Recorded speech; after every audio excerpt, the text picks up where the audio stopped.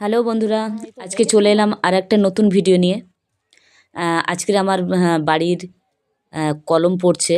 নতুন ঘরের যে তৈরি করছি সেই ঘরের কলম পড়ছে। এই দেখুন মালপত্র সব মাখানো হয়ে আছে, মিস্ত্রিরা ওখানে কাজ করছে সব। তো দুপুর টাইমে আপনাদেরকে ভিডিওটা দিতে পারিনি, সেই কারণে এই বিকাল হয়েছে, তার জন্য আপনাদেরকে ভিডিওটা ছাড়লাম। এই দেখুন মিস্ত্রিরা সবাই কাজ করছে, এক এক করে কাজ হচ্ছে দেখুন।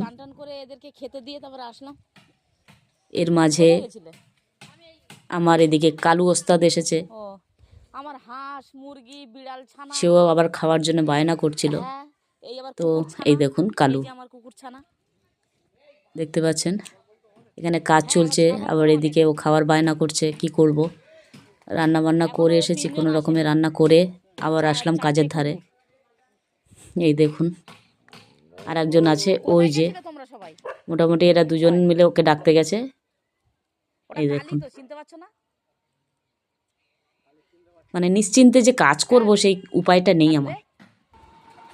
মোটামুটি এরা দুজনেই আছে, গাড়ি ধাক্কা মারে কি করে সেটার কোনো ভ্রুক্ষেপ নেই এদের। মোটা শিং আছে, সরো দেখি দেখি কিরকম কলম হচ্ছে দেখি। এই যে দেখুন এই কলম পড়ছে, এখানে মশলা মাখানো হয়েছে, আপনাদেরকে দেখাচ্ছি। দেখুন আজকের এই কলম পড়লো।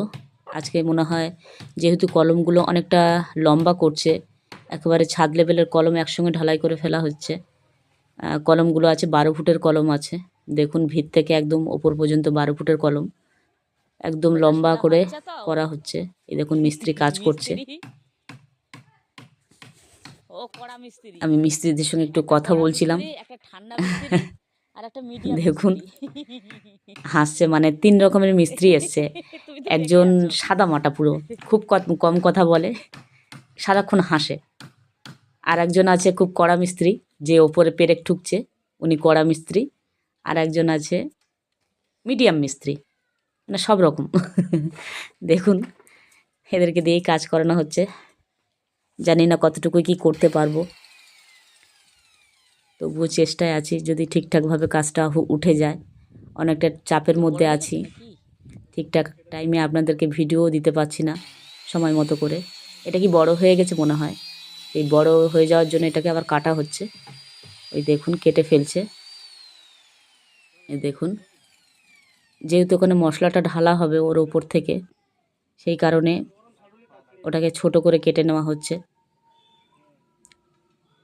জানি না কত দূর কি হবে। বুদ্ধিমান মিস্ত্রি। মশলা ওইদিকে মাখানো হয়েছে, এই বোর্ডটা বাকি আছে। আজকে এই দুটো বোর্ড ফিটিং করতে এনাদের অনেকটা সময় গেছে, যেহেতু কাঁচা তক্তা, তারপরে চারিদিকে একটা ঠেকা মতো দিতে হয়। তো চারিদিকে দেওয়া মতো সম্ভব হয়ে উঠছে না জায়গার শর্টেজের জন্য, সেই কারণে দুদিকে ঠেকা দিয়ে আর কলমটাকে দাঁড় করানো হয়েছে। দেখতেই পাচ্ছেন আপনারা। দেখুন কিভাবে কি তৈরি করা হয়েছে, আপনাদেরকে সম্পূর্ণ দেখানোর চেষ্টা করছি। এই দেখুন কাজ করার খুব পাতলা ওটা। এই দেখুন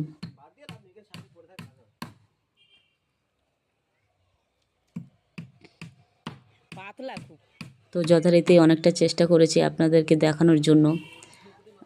অবশ্যই আপনারা একটু আমার পাশে থাকবেন, আমাকে আশীর্বাদ করবেন যাতে আমি আরও সামনে এগিয়ে যেতে পারি।